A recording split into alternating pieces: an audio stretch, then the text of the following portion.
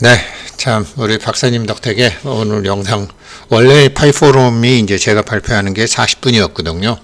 그래서 40분 그 영상을 만들다가 보니까 하나 더 하게 됐네요.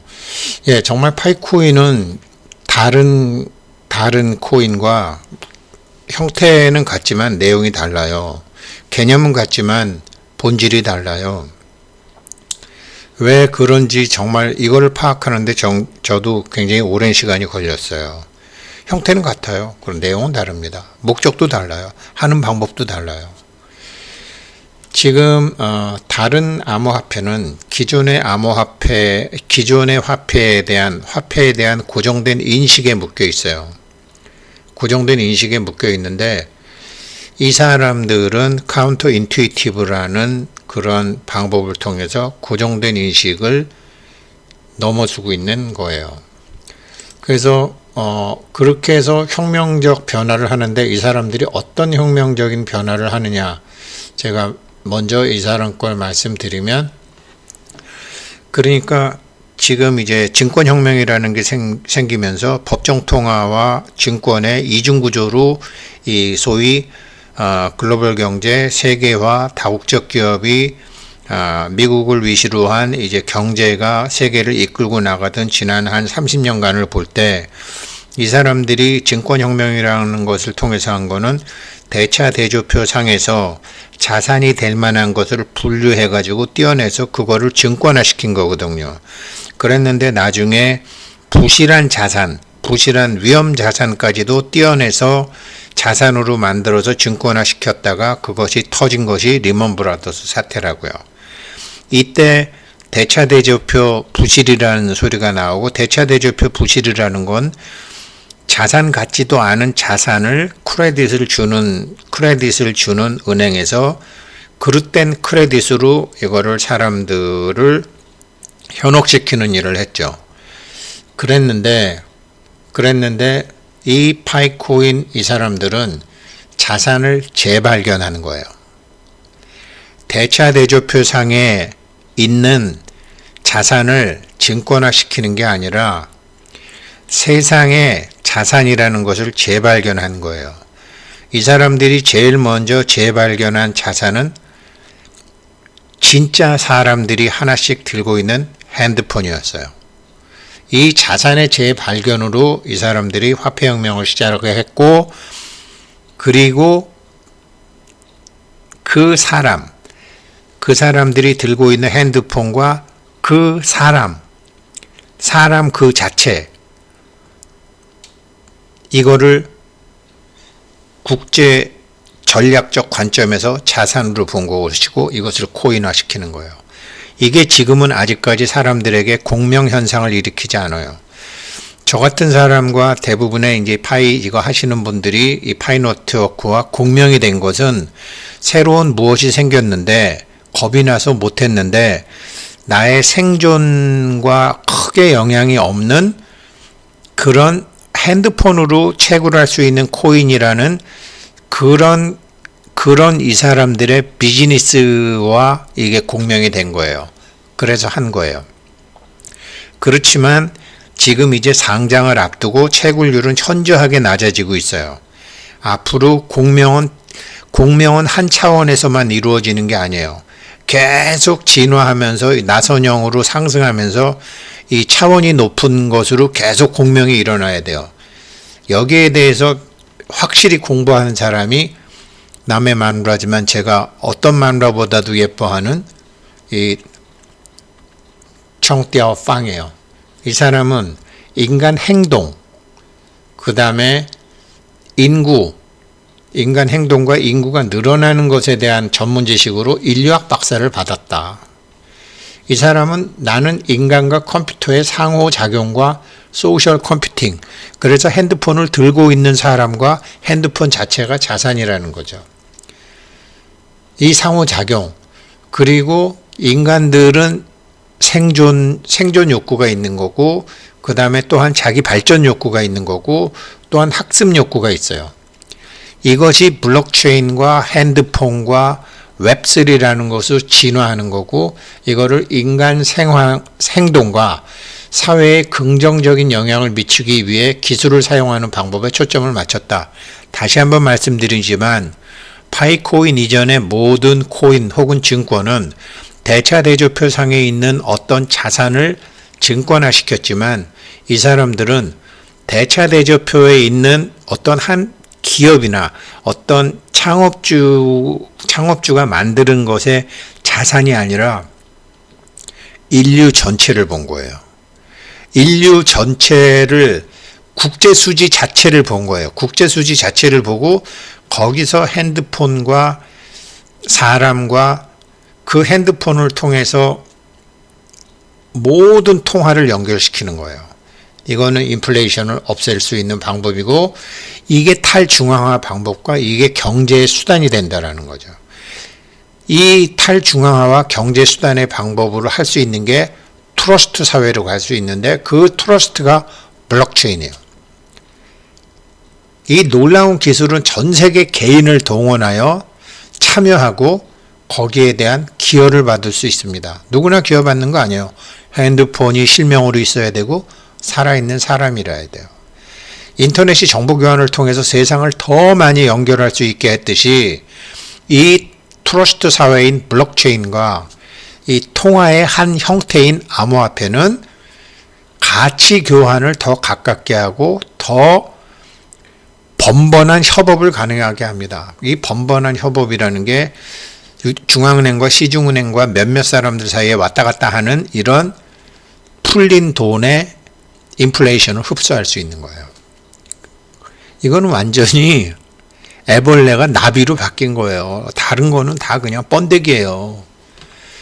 또 이 사람은 뭐냐? 그럼 니콜라스는 뭐냐? 이 사람도 이렇게 분산 시스템에 관심이 있었어요. 그리고 최초의 비트코인 거래소 중에 하나의 이게 아마 크라켄인가 뭐 어디쯤 되겠죠? 그 자기는 블록체인과 이더리움, 그러니까 비트코인과 이더리움이 존재하기 이전에 스마트 계약을 달성하기 위한 프레임워크를 만들었다고 했는데 이 사람은 뭐 어떤 사람이냐면요. 기존의 블록체인이 기존의 뭐 다른 암호화폐, 뭐 비트코인이나 뭐 이더리움이나 뭐 이런 블록체인이 해결할 수 없는 것들이 있어요. 블록체인이 해결할 수 없는 게 개인과 개인 간의 분쟁이에요. 블록체인이 해결할 수 없는 게 개인과 개인 간의 분쟁이잖아요. 누가 훔쳐갔어. 누가 약속을 안 지켜. 뭐 해킹 당했어.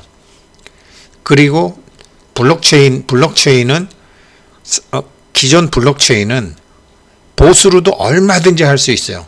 진짜 사람이 아닌 가짜 사람을 통해서도 보스를 통해서도 얼마든지 할 수 있어요. 그래서 기존 블록체인이 해결할 수 없는 문제를 해결할 수 있는 블록체인이 있었으면 좋겠다. 이거 기존 블록체인은 못하지만 이 사람들이 준비하는 블록체인이 할 수 있는 거는 트러스트 사회예요. 크레딧이 아니라 진짜 트러스트. In God we trust. 물질 세계는 다 하느님이 만든 거라며. 그럼 이 물질 세계의 교환 속에서 트러스트 하려면은 어떻게 돼요? KYC가 돼야 되는 거예요. KYC가 된 다음에 똑같이 KYC가 돼도 사람도 좋은 사람, 나쁜 사람, 좋은 역할을 하는 사람, 나쁜 역할을 하는 사람, 어려운 상황에 빠져서 약속을 지킬 수 없게 된 사람, 약속을 지킬 수 있는 사람, 약속을 했는데 지킬 의지조차도 없는 입으로만 하는 약속을 한 사람, 약속을 지킬 의지가 있는 사람이 다 다른 거죠. 이러면 트러스트 사회가 안 되죠. 그 트러스트 사회를 실질적으로 구현하기 위해서 필요한 게 스마트 컨트랙트예요. 이 사람은 분산하는 건 좋은데 스마트 컨트랙트를 할 수 있는 프레임워크를 만들었더라는 거 아니에요. 이 사람이 스마트 컨트랙트를 했기 때문에 파이챗이나 파이사이드 포럼이나 웹3를 할 수 있었던 거예요. 이 사람의 스마트 계약 컨트랙트는 웹3와 굉장히 관련이 있고 지금 예를 들어서 파이챗에서 니콜라스와 얘기하고 싶다. 그래서 내가 뭐 이 사람하고 뭘 주고받는데 내가 얼마를 베팅을 했다. 근데 이 사람이 오케이 하면 알았어요 하고 하면서 이거는 내가 이 질문을 받지만 이 질문에 대한 답은 여러 사람한테 도움이 되기 때문에 당신이 기여한 게 있기 때문에 당신의 그거는 돌려줍니다. 근데 질문 같지 않은 질문, 당장 전체를 위해서 필요하지 않은 질문은 그냥 손해보는 거죠. 그러니까 이 공동체 사회에서는 네가 하고 싶다 그래서 네가 하고 싶은 말 막 하지 마라. 네가 말 한마디를 하고 네가 어떤 행동을 하더라도 그것이 커뮤니티에는 도움이 되는 커뮤니티, 나라는 개념보다 우리라는 개념, 그리고 이 우리라는 개념을 깨면 보상을 안 해주고 우리라는 개념 속이 확산이 되면 이 통화의 형태가 계속 확산이 되면 보너스를 주고 하는 거를 만드는 게 스마트 컨트랙트예요. 이 스마트 컨트랙트는 가령 예를 들어서 예전에 존경하는 재판장님이라는 말을 썼죠. 존경하는 재판장님이라는 말이 되게 웃기죠. 그러니까 실제는 진실이 아닌데 진실인 것처럼 하기 위해서 재판관한테 이상한 옷 입히고 마치 권위가 있는 것처럼 하고 마치 그 사람이 하느님의 대행인 것처럼 해서 그래서 항상 서양에 보면 your honor가 존경하는 재판장님이라는 소리잖아요. 그래서 이재용 그때 삼성 부회장이 법정에서 존경하는 재판장님이라고 얘기를 했지만 이것도 인간이 만든 프레임이잖아요. 우리가 판사가 하느님이에요. 물론 그 자리에서 그 사람이 그렇지만 이거는 자기네들이 하느님의 일을 대행한다. 인간이 인간을 심판할 수 있어요. 상황이 따르고 때가 따르고 다 다른데 그렇지만 그렇게 할 수밖에 없잖아요. 이런 건데 이런 말을 쓰는데 이런 거에 상관없이 배째 세금도 안 내고 그런데 돈을 어떻게 해서 버는 족족 비트코인에 다 숨겼다. 세금 내기 싫어서 비트코인은 추적이 안 되고 하니까 고액 체납자 2,416명 적발했다. 가상화폐가. 이거는 이런 현상이 벌어진다라는 거죠. 블록체인이 이렇게도 간다라는 거죠. 근데 배째라 그럴 때 스마트 계약을 하면 어떻게 되죠? 판사가 필요 없는 거죠. 그래, 배째께. 그리고 배째에서 갖고 오는 게 스마트 컨트랙트죠. 이걸 하려면 KYC가 돼야 되는 거죠. 돈 없어, 배째. 그러면 배째고 돈을 갖고 와야 되는 거 아니에요. 이게 스마트 컨트랙트예요. 이래서 다른 암호화폐와 다르게 파이코인은 마치 조폐공사에서 몇 월 며칠 날 누가 발행한 코인이 어디에서 어디로 갔다까지도 사실은 기록에다 남는 거예요. 진짜 화폐혁명이에요. 진짜 화폐혁명. 이 스마트 컨트랙트 하는 거는.